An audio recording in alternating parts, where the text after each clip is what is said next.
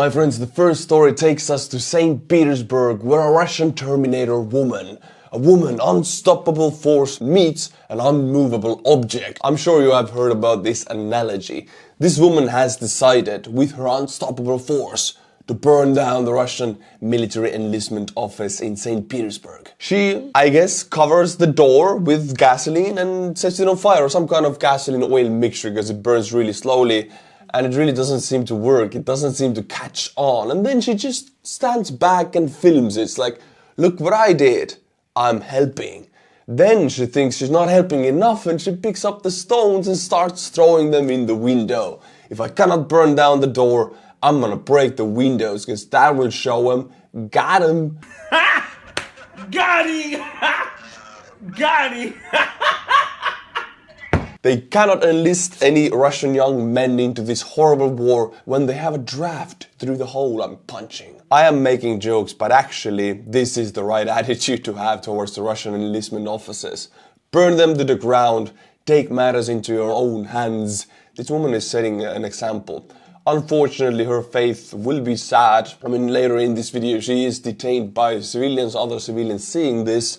I'm sure the police will come and put her into custody and she will get a paragraph. Knowing it's Russia, she will get for betrayal or espionage or 30 years of gulag or something. Unfortunately, these videos are rare in the recent days of burning down these Russian enlistment offices. I wish I could see them more. But the closer we get to the real Russian mobilization, the more these videos are going to come to surface. Alright my friends, don't get bothered by the map, it's very colorful, but let's go to the settlement of Oleshky on the left bank of Dnieper.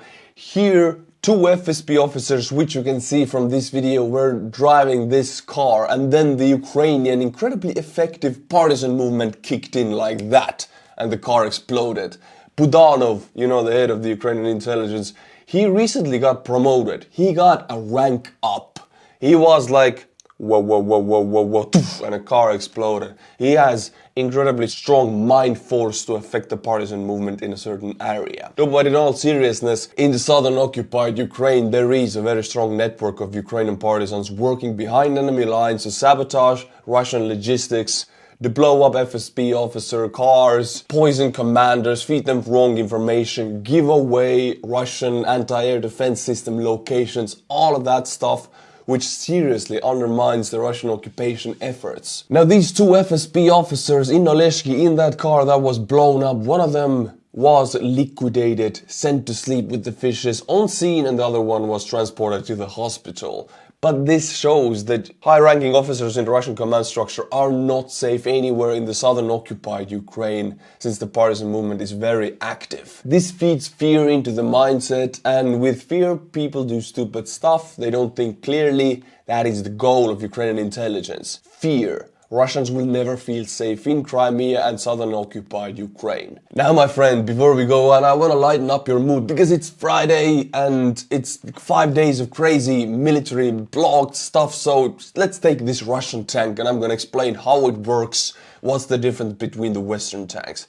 This is a regular Russian T-80. They stack their ammunition right this. It's not a joke, it's really how they stack their ammunition inside the turret, just around the gunner, the main gun sight, and below him in a circle like that. And this is to make sure when the tank hits a mine or gets hit by another tank, that the ejection system works properly. See, the Russian tanks have this safety feature that the Western tanks don't. When the tank is hit, all of the ammunition underneath and around the gunner ignites, exploding and ejecting him out, ejecting the turret to the moon, and the gunner out of the tank, so he would be safe and not damaged by the explosion. Unfortunately, the driver, yeah, he's gone, but I mean, it's Russia, the mothers will give birth to more meat, but the gunner is exploded to the moon, so where he can be safe. In Russia, human life is the most valued item, the most valued commodity, so they work hard to save it, to make it as safe as possible. This is why they put the ammunition just around the gunner, as close as possible, as tightly as possible. It's genius. The Western tanks don't have anything like it. When the Western tanks get hit, there is no ejection system, turret doesn't fly to the moon, and the crew just exits the battlefield and it's fine. It's boring and it doesn't work. The Russian tank is where it's at. My friends, the Gepard, how you call it? Gepard, the German anti-drone, anti-aircraft defense system, which has these twin barrels, automatic aiming system, and it shoots, calculating exactly where the drone will be by the time the bullet reaches the drone and shoots a little bit before the drone and it hits it precisely. I love the weapon. Looks cool, very precise, very effective, and kind of cheap. Taking down Iranian Shahed drones with Gepard munitions is a lot cheaper than using a very expensive smart missile against it. I love the style, I love the idea of the weapon. And here we can actually see how good it is. This Gepard system is going to shoot down 2 drones with 2 bursts in the span of, what, 10 seconds. Minimal usage of ammunition, maximum effect. Let's see it. First. Okay, it missed. Boom, it hit. Hit with the second burst, 1 drone down, Shahed drones made in Iran. And now, another burst, another hit. Yeah, this is effectiveness captured in a video. You can see the barrel, well, first of all, it just looks amazingly cool, I gotta give it that. I get riled up, it's like I'm like 12 again watching Terminator, Arnold Schwarzenegger using a minigun in the 3rd part, carrying a coffin, you know, like that, gives me those vibes. Immediately hits, doesn't use a lot of ammunition. I mean, don't get me wrong, I love the Sea Whiz, you know, the little R2-T2 with a barrel that's like, and hits everything. But this is cheaper version of it, still as effective. Give more to Ukraine, please, and produce more ammunition. There's a huge issue with Gepard munitions because Germany is just unable to produce it fast enough. My friends, this is Yegor Kuzenko, the 13th. He's a Russian military blogger. Yeah, military blogger would be the right term. His code is the 13th. He has a lot of followers, and this guy is very closely connected to several war crimes and several executions, actually. A very dark guy. Don't let yourself fooled by the smile. There's a huge darkness behind this smile, and he is, I mean, he was, or still is, a huge fan of Prigozhin. I guess Prigozhin was his idol, and the way he did things, this guy idolized it. After Prigozhin was sent to sleep with the fishes, we haven't heard much from this guy, and now people are posting, people close to him are posting that, pray for Kuzenko, he's struggling, like he's depressed or something. And I can understand it, I'm a military blogger, but it's so weird to see that people who commit war crimes and executions get depressed when their idol is sent to sleep with the fishes. It's just a weird thing to grasp for me. I do this, but I'm not committing war crimes. I will read what his admin of his channel wrote. Without further ado, let's keep our fingers crossed for Igor. We are temporarily unable to read PMs. I ask you to think carefully and read the following words. You need to take care of yourself. Always, first of all, start with yourself and then everything else. You know why it's weird? Because this message is correct. As a military blogger, it's very easy to forget yourself and like dig yourself into these horrible videos. But we're talking about a guy who probably has committed executions. And these guys are saying like, okay, Igor needs to take care of himself. Of course he's screwed up, he's killing people in Ukraine. I mean, he's executing people and he loves the way Prigozhin worked. Prigozhin, the guy who ordered grenades to be thrown into civilian houses just to eliminate the people. I mean, I'm not sure this guy should take care of himself. Maybe. I cannot say I'm hoping he will be fine.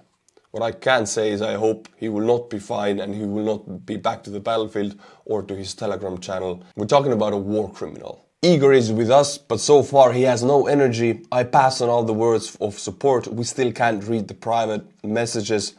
There are too many messages. He will be back better than he was and very soon. I do hope that's not the case. I hope he will never be back. With Prigozhin, many war criminals I hope will follow the same fate. My friends, now something cryptic for you. We're gonna watch a pile of stones. That's it, nothing else. I'm gonna say nothing else. Pile of stones for you, delivered today, Friday. Take it. What a beautiful pile of stones. Not much happening here. Just a pile of stones. Boring. Oh, no, it's a person. It's a sniper. What the hell? There's a weapon. It moves. I can only imagine how heavy this suit is. Or these stones, bricks are made of, you know, the foam, made to look extremely realistic, but they don't weigh much. Well, this looks really good. In urbanized area, I couldn't make up that this is a person. The thing is, if people are saying, oh, with this you can get very close to an enemy infantry, yeah, you can, but it's not like in the movies where you can just ambush huge formations of infantry. With being a sniper like that, or being an operator behind enemy lines doing missions like that, you always need to have a way to pull back. Because if you shoot, you might take out 1, 2, 3, but there's 10 more. You need to be able to exit without the enemy seeing you. If it's like Hollywood movies, when you're just so close and boom, you take out the entire company, that's not the reality. The reality is you take out 1, 2, maybe 3, and then you exit. That gives chaos, fear, confusion to the enemy, and you are fine. You need to save your own life. Now, this suit doesn't like make anybody invincible, like the ghillie suits also. It's not like Call of Duty when you can just crawl underneath a guy and knife him. There needs to be an exit route, and there needs to be a way to do the mission when the operator is safe. The operator is not going to get killed or wounded, because if he is, it's a pointless mission. Now, my friends, we go to Crimea, we go to Sevastopol, and I want to share this because there's a young dude, 22 years old. His name is Gleb Malkov, and I want to share in this video how he shows his bravery and determination for Crimea is Ukraine movement. You kick the flag of the Russian Federation because the Russian Federation attacked my country. What country? Ukraine. You're not in Ukraine, you're in Sevastopol. Sevastopol is Ukraine. Why do you think Sevastopol is Ukraine? Because it is. Because it was transferred to Ukraine in 1954 by Khrushchev, actually, I think. In 2014 there was a referendum. It was an illegal referendum. Do you now consider yourself to be a Ukrainian country? Yes, I am in Ukraine. So the guy in occupied Crimea is brave enough to say, I'm in Ukraine. The dude was detained, unfortunately. He will be prosecuted, and unfortunately there are reports that these kind of people will be tortured and their family will be tortured. So it's incredibly sad knowing what they will do to the guy. But the bravery, just for this 40 seconds, the bravery this guy has, knowing what they will do to him, respect, my respect, definitely. And this is why I want to share these stories, because these 40 seconds, he just risked his entire life and his family's life, so it would be very unwise for me not to share it. United States ambassador to Ukraine announced that the US will be sending Ukraine 190 MRAP vehicles. MRAP, the mine-resistant vehicle, incredibly armored. Officially it's a light armored vehicle, but it is designed against IEDs. Especially IEDs from Iraq war were the ones that affected the production of this vehicle. It has a very strong bottom, so if the improvised explosive, which can be very powerful, explodes underneath, it's designed to save the lives of the crew. They can exit, they can get into another vehicle and carry on the assault. Also, the sides are armored to top. It's also designed to withstand ambushes. It's designed to just save the lives of the crew. So 190 of those to Ukraine, very necessary. Thank you, USA. It's supposed to be part of the new aid package to Ukraine from the United States, which is 600 million USD. Let's look at the list of what Ukraine gets for it. And there's some very important things I want to elaborate on. Equipment to sustain and integrate Ukraine's anti-air defense systems, additional ammunition for HIMARS, 105mm artillery rounds, electronic warfare and counter-electronic warfare equipment, demolition munitions for obstacle clearing. Boom, here it is. One of the most important things, and it's too late to send those. These should have been sent on a mass scale before June, before the counteroffensive started. Demolition munitions. They are also the Russian call it Meteorit, the vehicle Ukraine captured in Izium, 12 of them. They shoot out this explosive wire of about 100 meters. They explode and they make about 20 to 30 meter gap of any minefield, which you can funnel your troops through. Ukraine has those vehicles, but mostly from captured Russia, not from the West. So these demolition munitions, these are ammunition for this vehicle probably, but it's also other kind of munitions for clearing Dragon's Teeth and minefields. But I think this is too little too late. These should have been here in June on mass scale. Mine clearing equipment, another one. They don't elaborate what mine clearing equipment, but this should have been sent before and in much greater numbers. Alright, my friends, Russian losses of the past 24 hours. 640 troops were sent to sleep with the fishes.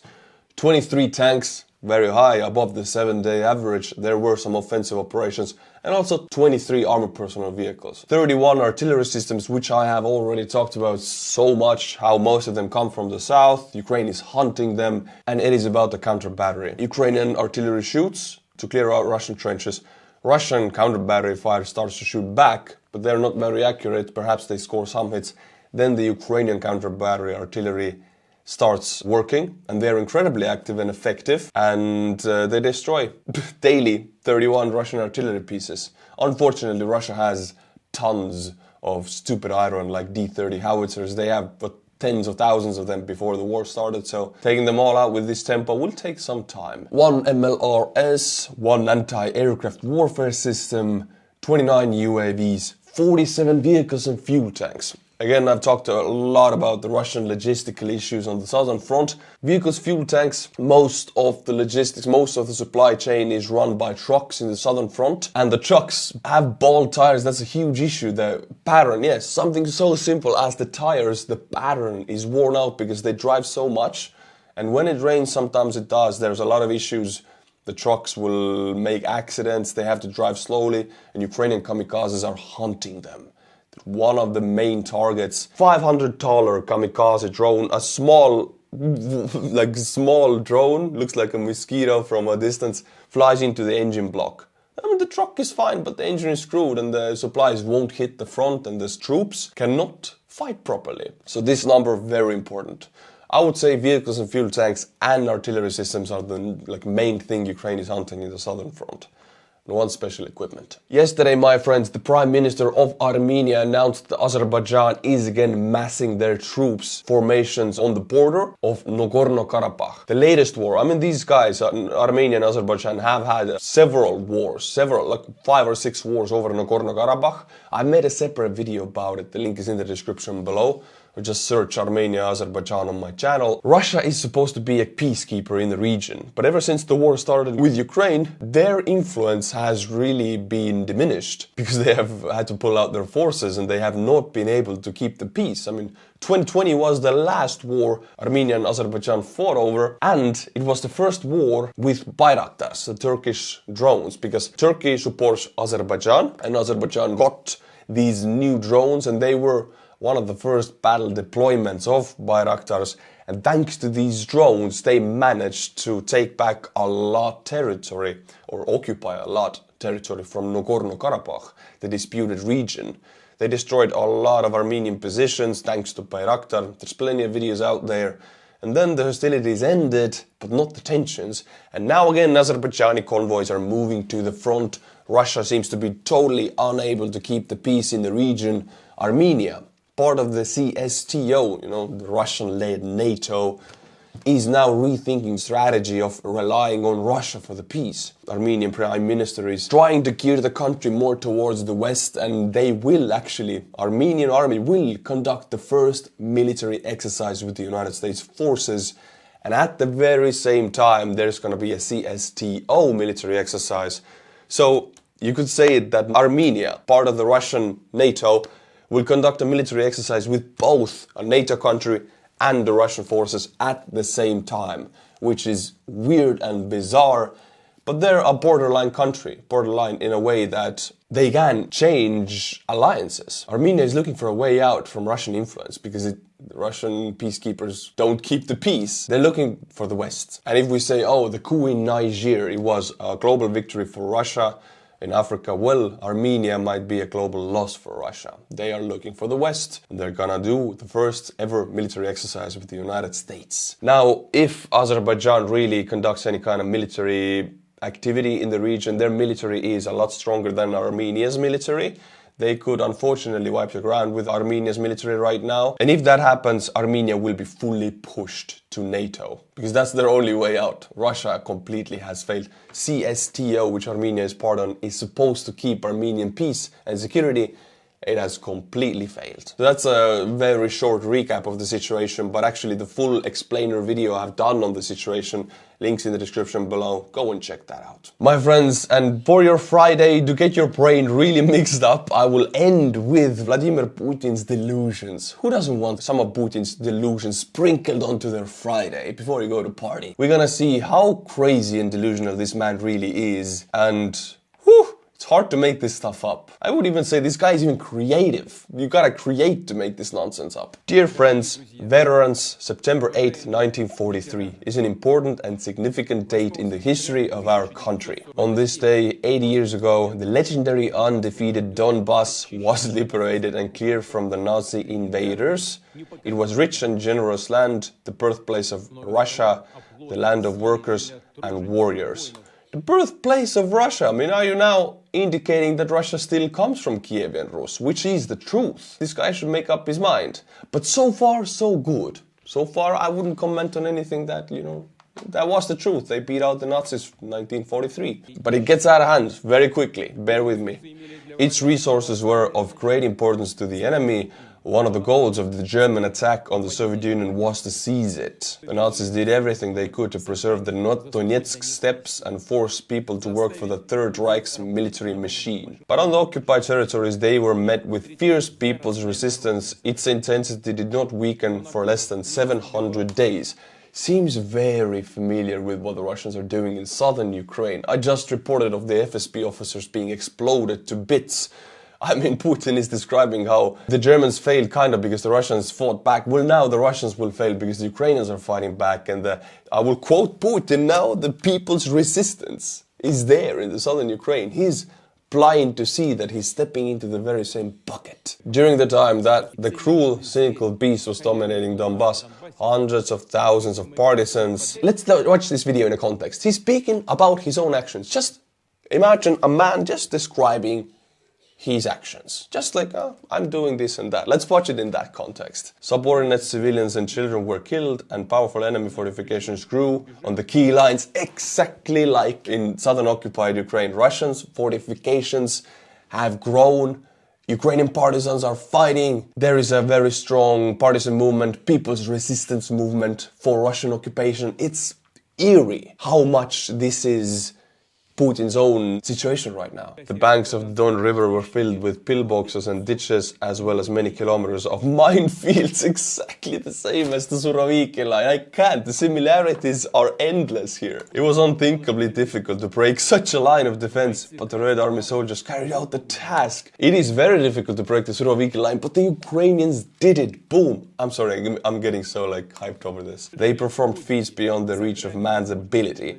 They made a heroic and sacrificial effort to prevent the triumph of the Soviet troops on the Kursk Bulge. A special page of the difficult and self-proclaimed assault on the Saur-Mogila. The Nazis turned this ancient kurgan into an impregnable fortress, but there was no force in the world capable of stopping our soldiers. Strategic height was crossed hand in hand several times and was conquered by the Soviet soldiers. These who stood for the truth, for justice, for freedom and for the future of our motherland. I am sure that 9 years ago at these sacred borders for us, the example of the soldier of the Great Patriotic War led their descendants, the militiamen of Donbass. What militiamen? I have reported 1.5 years about how these Donbass mobiks, the militia of Luhansk and Donbass, they're like the worst. They don't train, they have no motivation. They're snatching men from shopping malls and from stores, just forcing them to go to the front with these Soviet helmets and Mosin rifles. That's the reality of Donbass militiamen, and Putin is glorifying that. These are the worst soldiers Russia has right now.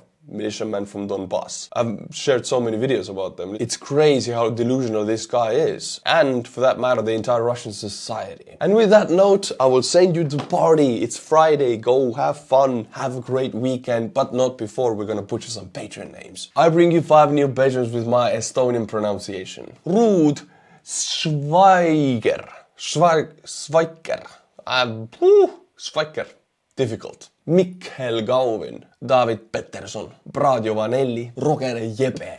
Yes, thank you for these 5 patrons. If you like the channel, you know what to do. You know what else you should do? You should go and follow me on Instagram. That's it. Simple order. Go and do it. And until my next video, my friends, which will be on Monday, 5 days a week, stay cool and bye-bye.